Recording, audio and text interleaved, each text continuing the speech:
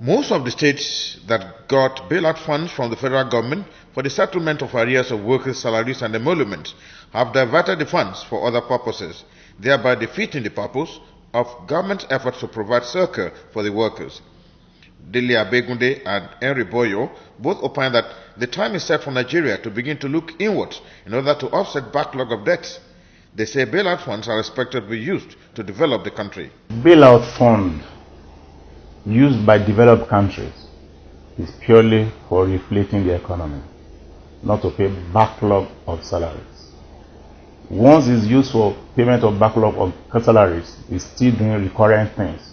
There is no capital investments, there is no capital injection, there is really nothing that is actually going to help the economy.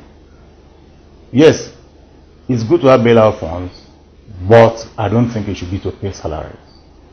The government should find other ways to pay salaries, Examine whether the bailout funds which have been given by the central bank and the federal government in some instances, whether they have been effective over the years. Take 5 years, for example, and you'll find that invariably it's as if these special sectors got nothing in the end, because we have not seen positive results from these interventions. And it is really not surprising, because the problem with the Nigerian economy, believe it or not, is not lack of money, but too much money.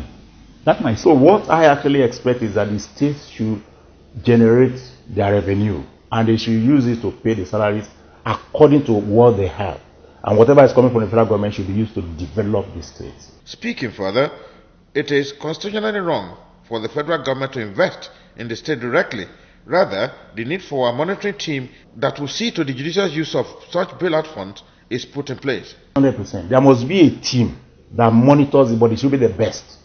Okonkwo, a Nigerian, he led the team that turned around the economy of South Korea today. He's in Abuja. He's a consultant somewhere. He's old now, should be in his 70s.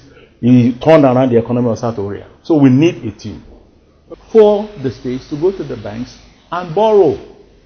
When they are borrowing, they can take instructions from the bank and say, you must use the money in this manner, and we will monitor to make sure that you use. That's a different perspective. Okay?